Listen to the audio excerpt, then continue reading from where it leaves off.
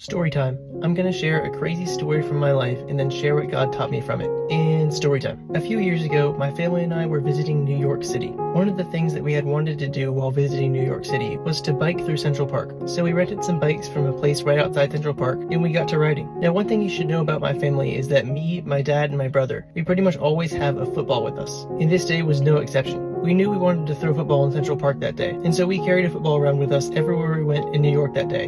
Through the streets, through the subway. My brother actually has a video of him juking random people in a crosswalk. But we brought the football because we wanted to be able to toss in Central Park. And so what we would do is, as we were riding our bikes in Central Park, there were a lot of nice places to stop, to have some open grass, to throw football, and just to enjoy being out there. So we would park our bikes up against a tree where we could see him, and we would toss football for a little bit. And one of the times we were doing this, there was this huge rock structure out in the grass that was super tall that you could climb. And so we climbed to the top of it because we thought it looked fun. And I was holding the football and I told my brother Preston, "Hey, go deep, I'll hit you from here." So we climbed down from the rock and he took off running. But I never threw him the football. I got distracted by something else. I looked towards our bikes and saw that a car had pulled up next to them, and that two men had got out and started to walk towards our bikes. We all noticed this and started to run towards our bikes. And as we got to them, they were already wheeling off a couple of them towards their car. Now, when we got there, we yelled something super intimidating like, hey, those are our bikes. You know, we were gonna scare them off. But they just replied, "They're our bikes now," and kept wheeling them. Yeah, I was definitely starting to think this was our welcome to New York moment. We didn't know what to do because we couldn't let them take our bikes. We had rented them from someplace back in the city. So I did the only thing I could think of to do in the moment. I went around the other side of their car, I got in the driver's seat, and I started to drive off with it. Because if they were taking our bikes,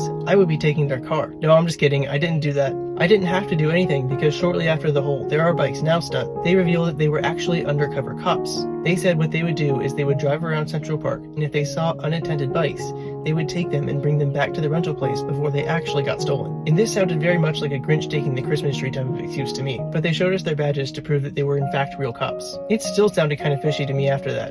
But we asked some more police officers we saw later on our route if this was something that they did, and they said yes. The undercover police officers let us keep our bikes, but we kept a lot closer of an eye on our bikes after that. And when thinking about this story, I thought, isn't this what the enemy tries to do to us?